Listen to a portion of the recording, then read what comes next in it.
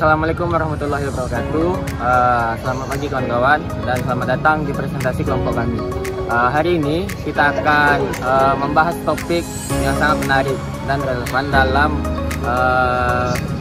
hukum administrasi negara. Mungkin sebagian besar dari kita bertanya dan sudah familiar dengan KUHP ataupun KUH Perdata yang terkodifikasi rapi. Tapi kenapa ya hukum administrasi justru sulit untuk dikodifikasi seperti itu? Nah, bersama saya Fadel dan rekan-rekan saya ada Felicia, ada Najwa dan ada Rizkan. Di sini kami akan membahas mengenai kesulitan kodifikasi hukum administrasi negara. Kita mulai langsung dengan Najwa. Silakan pada Najwa. Terima kasih Fadel.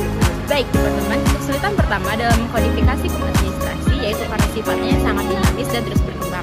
Bayangkan, hukum administrasi ini harus selalu responsif terhadap perubahan cepat dalam masyarakat, baik dalam perubahan teknologi, ekonomi, maupun sosial. Contohnya, munculnya teknologi digital seperti e-commerce atau layanan berbasis aplikasi yang memerlukan regulasi administrasi baru yang cepat dan fleksibel agar pemerintah dapat mengatur dan melayani masyarakat dengan baik. Selain itu, sumber hukum administrasi sangat beragam dan tidak terpusat, berbeda dengan hukum pidana yang mayoritas terdapat dalam KUHP. Hukum administrasi justru terdapat dalam berbagai peraturan, misalnya undang-undang, peraturan daerah, peraturan pemerintah, peraturan presiden, hingga peraturan menteri. Belum lagi berbagai surat edaran atau pedoman teknis, sehingga hampir mustahil untuk menyatukan sumber-sumber hukum administrasi dalam satu dokumen tertentu. Saya akan melanjutkan materi yang tentang kesulitan berikutnya adalah sifat hukum administrasi ini mengatur berbagai bidang kehidupan yang sangat teknis dan sektoral. Misalnya peraturan tentang pengelolaan ilmiah, limbah industri pasti berbeda dengan peraturan tentang izin praktik dokter atau standar bangunan gedung. Setiap bidang punya kekasan dan kompleksitasnya. Dalam kodifikasi hasilnya akan jadi kitab yang super tebal, rumit, dan justru tidak praktis untuk digunakan oleh aparat masyarakat. Terima kasih untuk teman saya Feli. Baik teman-teman, untuk lebih memahami, mari kita ambil contoh di Indonesia. Di Indonesia kita punya Undang-Undang Nomor 30 tahun 2014 tentang administrasi pemerintahan. Undang-undang ini sebenarnya bukan kodifikasi menyeluruh, melainkan sebagai sebuah payung yang mengatur prinsip-prinsip dasar tentang administrasi. Ini menunjukkan bahwa kodifikasi secara total itu sangat menantang. Kita lihat saja bagaimana peraturan tentang lingkungan hidup terus berkembang pesat sesuai dengan isu perubahan lingkungan, atau bagaimana berkembang pesat seiring dengan perubahan iklim, atau bagaimana peraturan tentang perizinan berusaha yang terus disederhanakan dan berubah menyesuaikan dengan kebutuhan investasi. Ini semua jika harus terkodifikasi, maka revisi akan terus-menerus terjadi dan kitab kodifikasi akan sangat sulit untuk dipertahankan kebaruannya. Jadi bisa disimpulkan, meskipun kodifikasi menawarkan kepastian hukum administrasi negara, pendekatannya lebih cocok adalah pengembangan secara sektoral dan fleksibel. Ini memungkinkan pemerintah untuk terus beradaptasi dan memberikan pelayanan terbaik bagi masyarakat. Hukum administrasi kita terus berevolusi melalui peraturan perundang-undangan yang baru yang spesifik sesuai dengan kebutuhan zaman. Sekian akan saya kembalikan ke teman saya Fadel.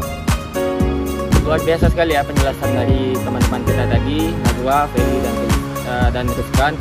Dan jelas ya teman-teman, mengapa hukum administrasi negara ini memiliki tantangan sendiri dalam hal kodifikasi.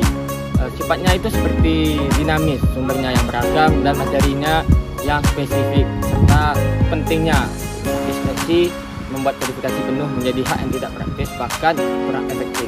Ini justru menunjukkan bahwasanya hukum administrasi yaitu kemampuannya untuk beradaptasi dan terus berkembang demi melayani kebutuhan negara dan masyarakat yang juga terus berubah.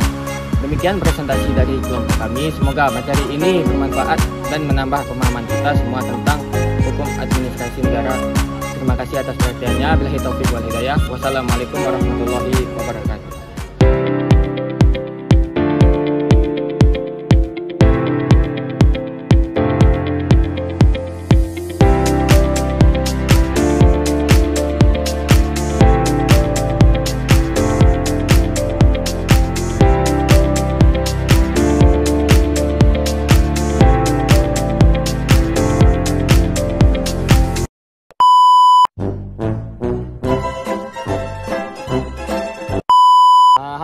teman-teman semua Nampak, Deng. Nampak kan? Nampak. Itulah.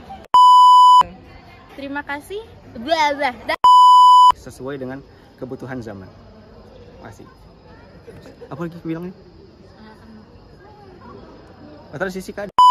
Action. Terima kasih Pak Del. Baik teman-teman.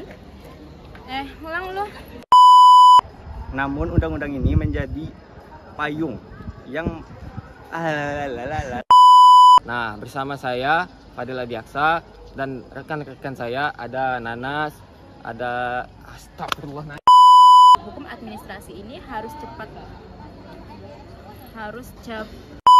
Kami dari kelompok 4. Kita dari Lima. kelompok berapa? 5 ya? 5. Beda dengan hukum pidana yang mayoritas terdapat dalam KUHP.